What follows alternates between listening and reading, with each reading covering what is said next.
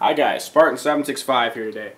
Today I'm doing a review on the Springfield Armory 1911 A1 GI, or whatever you want to call it, GI or mil spec. It's been called a couple different things, but the official designation is the 1911 A1. This is pretty much their mil spec 1911 from Springfield Armory. Top-notch 1911.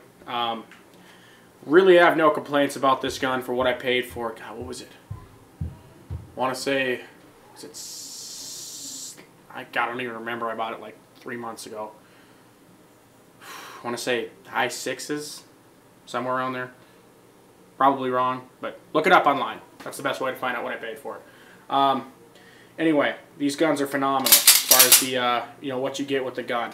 I'm the type of guy, for my 1911s, I like a GI 1911. I don't need a 1911 with a rail and some, fucking 3-hole drilled trigger and some tactical hammer. I want a basic 1911, and that's what I got here. Nice thing about this, Springfield Armory doesn't chop quality on anything. You got a Series 70 bushing in here, so it's a little bit of a tighter fitting bushing, which is nice.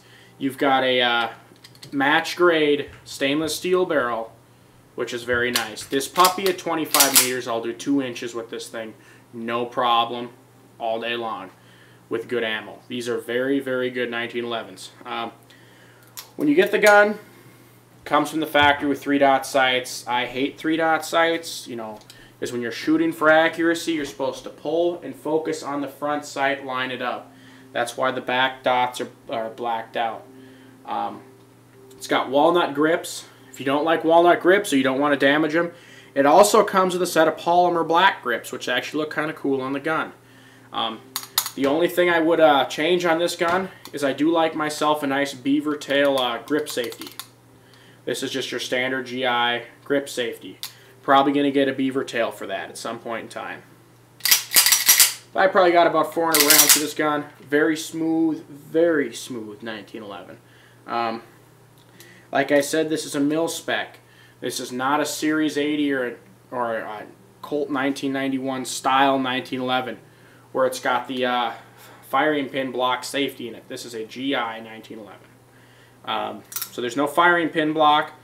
There is a firing pin spring on the firing pin. It's not a free-floating pin, as you see in some other cheaper 1911s. This is a spring-loaded pin. I've seen spring-loaded and non-spring-loaded pins. Just depends on the 1911. As far as safety features that this gun comes with that are not GI, has a very, very tiny little viewport there, a chamber load indicator. That's the only thing this gun has. Oh, I take that back. It actually has a little keyhole here you can turn with a little key to lock the gun. All it does is just holds out the grip safety, I think. I think that's all it does.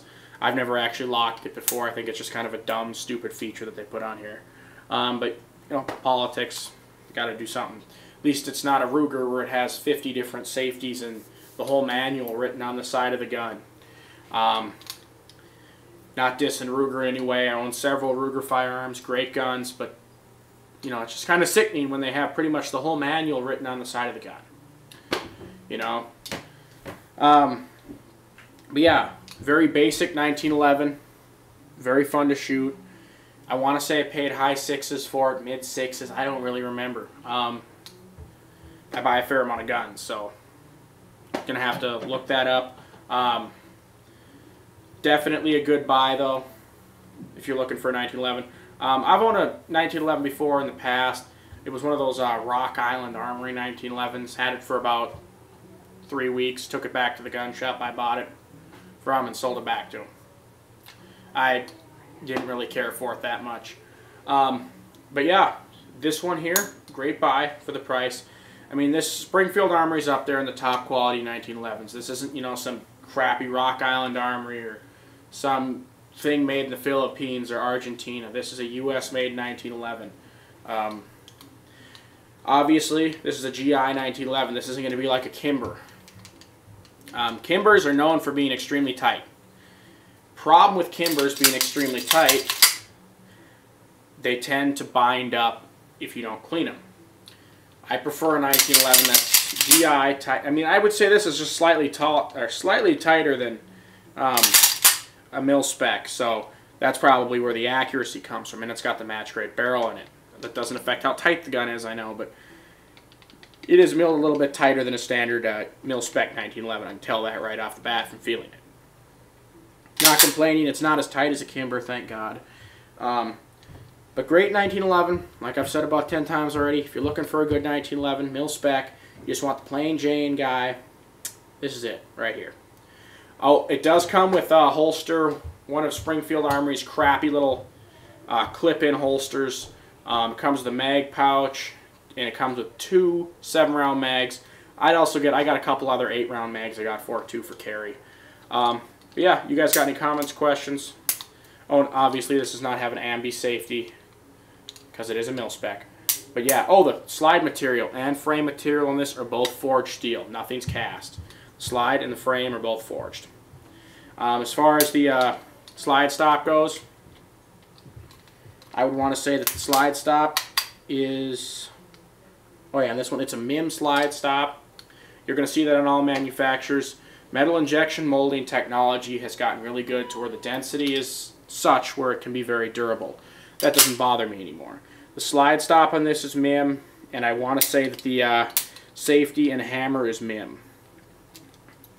But again, that's not that big of a deal. Even Kimbers, you're looking at a $1,500 1911. They're more than likely MIM as well. Good gun though, for the money. Short review. Well, not short review, it actually went a little long. If you guys have any comments, questions, feel free to send me a message, Spartan76.